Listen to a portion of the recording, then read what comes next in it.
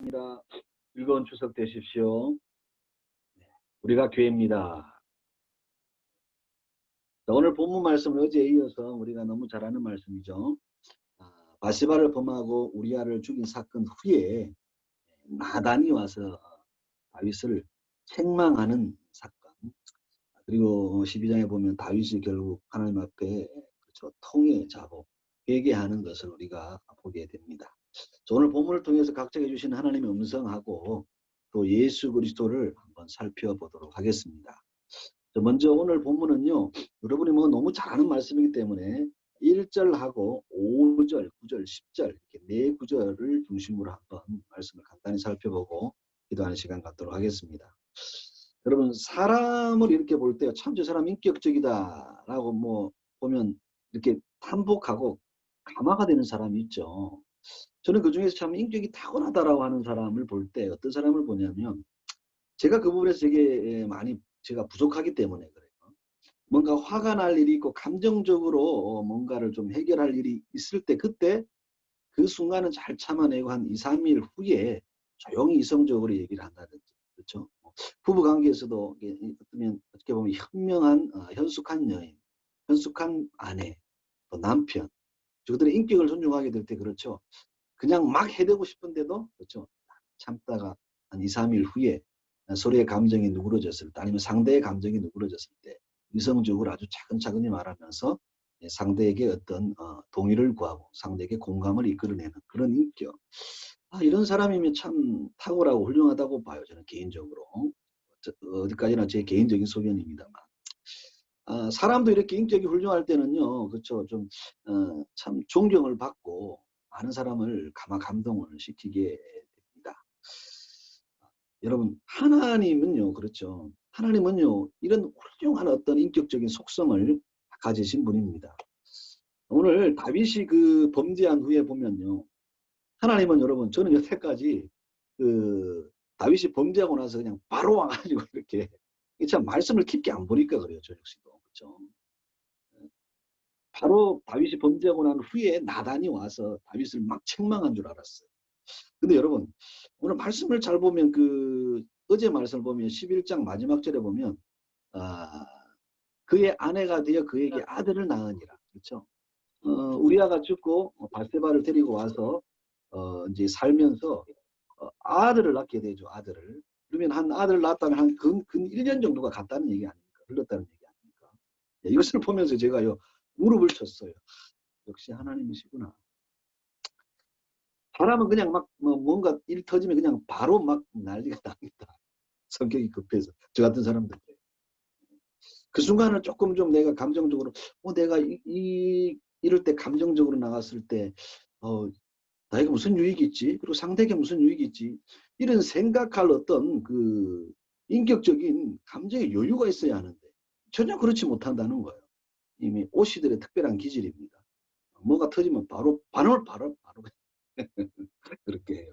근데 하나님은요, 여러분, 다윗이 하나님 앞에 악한 범죄를 저질렀다고 했습니다. 악하다 그랬어요.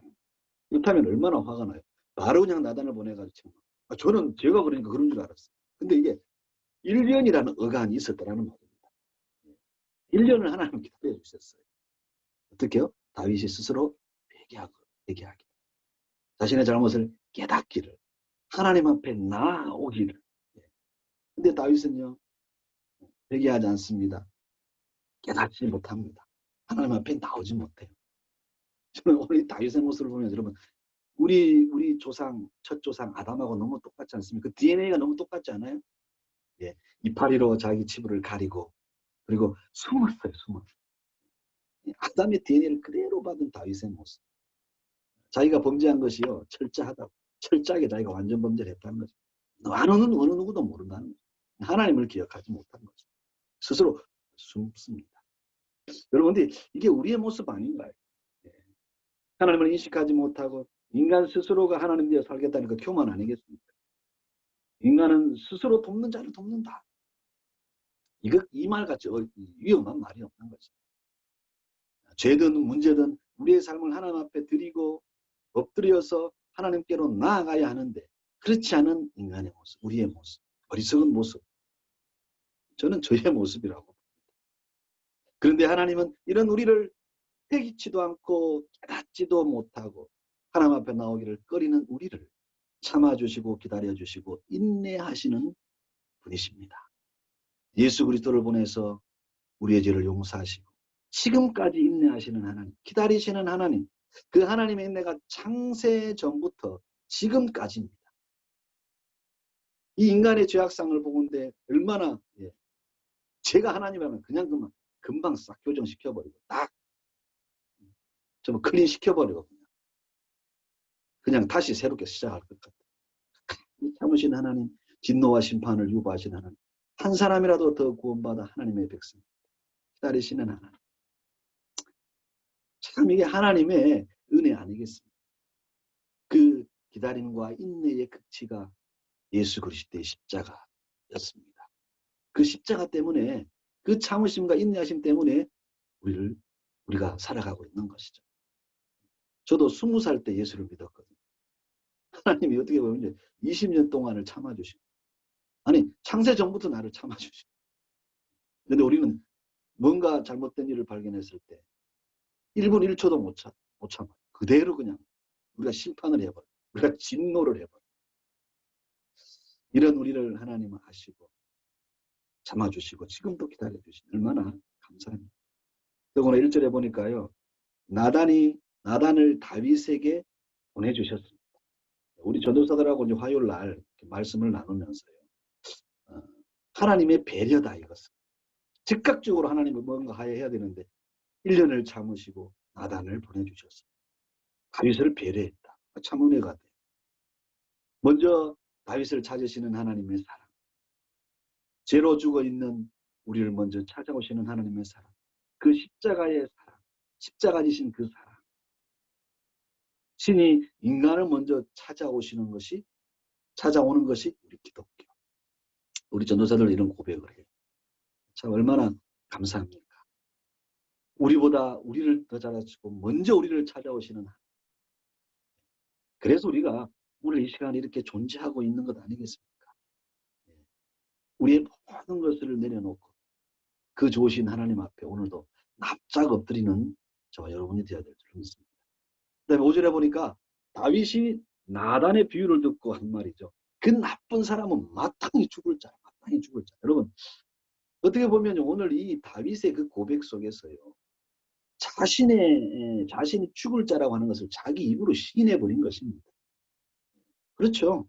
그 죽을 자가 바로 자기 자신인 것이죠. 자기 입으로 자기가 시인했어요. 인간은 늙어 죽는 것이 아니라 왜 죽는다고요? 죄 때문에 죽는 거예요. 죄 때문에. 우리는 죽을 자입니다. 죽어서 지옥도 가장 지독한 그 아랫목에 가서 불이 소금 치듯함을 받아야 될 고통을 영원히 받을 자들이 바로 우리들이었죠. 성경에 나오는 대로 불이 소금 치듯하리라. 그곳에 구더기도 죽지 않는다. 성경에 나오는 대로. 그곳에 우리가 있어야 할 자리입니다. 사실은. 근데 죄로 죽을 우리를 죄가 뭔지도 모르고 인생이 어디로 왔다 어디로 가는지도 모르고 어떤 신이 진짜인지 신의 존재조차도 몰랐던 우리들. 그런 우리를 예수 그리스도로 보내주었습니다. 이 또 추석에 명절 차례 지낸다고 얼마나 많은 사람들이 우상 숭배를 하겠어요. 예. 신이 진짜 신이 누군지도 몰라요. 죽으면 구천을 떠도느라 다니니까 밥 줘야 된다. 밥 줘야 된다. 참 근데 인간이 이기적이에요. 그렇죠. 밥을 주면 꼭 뭐 추석하고 설에만 줘야 돼요. 제삿날에만 줘야 돼요. 나머지는 쫄쫄 굶으라는 말이에요. 만약 구천을 헤맨다면 365일 아침마다 제사상을 차려놔야죠. 이게 어불성설인 겁니다. 인간의 무지예요. 무지. 믿지 않는 신이 인간의 정신을 혼미하겠다. 바울의 서신서에 나오죠. 이 사단의 장난인 것입니다. 죄로 이것이 죽어버린 우리들의 모습. 근데 우리를 예수 그리스도를 보내서 구원해 주셨어요. 얼마나 이것이 감사입니다. 우리는 죽을 자들이었습니다. 우리는 죽을 자들. 그런데 우리를 살려주셨어요. 이 육신, 사륵스라는 이 껍데기, 육신의 껍데기인 육신은 죽는 게 아니에요. 그냥 잠시 허물을 벗는 거죠. 우리의 영혼이 영원히 살아갑니다. 이후에 육체와 함께 부활했어요. 근데 우리가 영원히 사는 거죠. 시간을 뛰어넘은, 시간은 죽음을 말하는 것입니다. 육체가 있다는 것은 죽음을, 근데 이것을 이겨버린 것이 우리들. 예수 그리스도가 이겨주셨다는 거다. 이거 하나만으로 우리는 평생을 감격하며 살아갈 수 있는 자들이죠. 영생이라니까. 우리는 너무 막연하게 생각해요. 우리는 이미 영생을 사는, 돈으로 영생을 살게 할 수 있습니까? 권력으로 할 수 있습니다. 부귀영화 왕후장상 권세가 영원히 살게 하는 힘을 줄 수 있습니다. 없습니다. 착각인 것이죠. 예수 그리스도 우리에게 영생을 주었다는 것은요, 우주를 다 가진 거죠. 그래서 주님 우리를 우주보다 귀하다. 그러니까 우주가 너무 넓으니까 어떤 사람은 뭐 이상한 문명이 또 있는 외계인이 막 있다고 이상한 어불성설, 성경적이다는 이단 사상을 막 퍼뜨려요. 웃기는 겁니다. 우리의 존재가 어떤 존재로 하나님이 만들어주셨는지를 몰랐어요. 죽음을 이겨버린 자로 만들어주고. 그 다음에 9절, 10절 말씀을 업신여기고 하나님을 업신여겼다. 그것은 여러분 같은 말이죠. 여러분 죄악이라고 하는 것은요. 죄와 악이라고 하는 것은요. 도덕적으로 윤리적으로 범죄하는 그것을 죄와 악이라고만 하지 않습니다. 그것도 큰 죄죠. 그러나 진짜 죄와 악은요. 하나님의 말씀을 업신여기는 것입니다. 죄는 하나님의 말씀이 들리지 않는다. 즉 업신여기기 때문에 짓게 되는 것입니다. 다윗은 하나님의 말씀을 업신여겼어요. 하나님의 율법을 업신여겼어요. 그 이유를 대자면 전쟁이 치열합니다. 예, 암몬을 이제 완전히 크게 괴롭히던 이스라엘 암몬을 이제 완전히 뿌리째 뽑을 때예요. 라빠를 공격해서 그 수도를 점령해버리면 이제는 완전히 이스라엘이 승기를 잡는 중요한 전쟁입니다. 그래서 37명 이상이나 되는 그 다윗의 사령관들, 참모들이 다 나가요, 전쟁에. 그리고 이스라엘 군대가 다 출정을 합니다. 그렇다면 다윗이 보십시오. 왕궁에 있으면서 어떻게 해야 될까요? 진짜 다윗의 그 우리가 알고 있는 모습이라면요. 성경을 보고 율법을 묵상을 하고 하나님, 전쟁에 능하신 하나님, 이 전쟁은 주님께 속했습니다. 그래야 될 거 아닙니까? 근데 왕궁을 거닙니다. 좀 자기가 만들어 놓은 왕궁을 보면서요. 자기가 왕입니다. 거닐어요. 그러다가 범죄하게 돼요. 왕이니까 거닐 수도 있죠. 거닐 수도 있죠. 왕궁을요. 자기 왕궁이니까. 얼마든지 누릴 수도 있죠. 그런데 때와 시가 그럴 때가 아니라는 것입니다. 지금 그렇죠.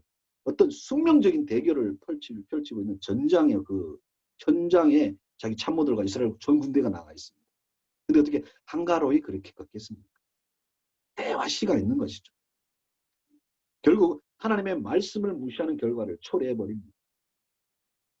인간의 가장 큰 죄는 예수 그리스도를 믿지 않는 것이 가장 큰 죄.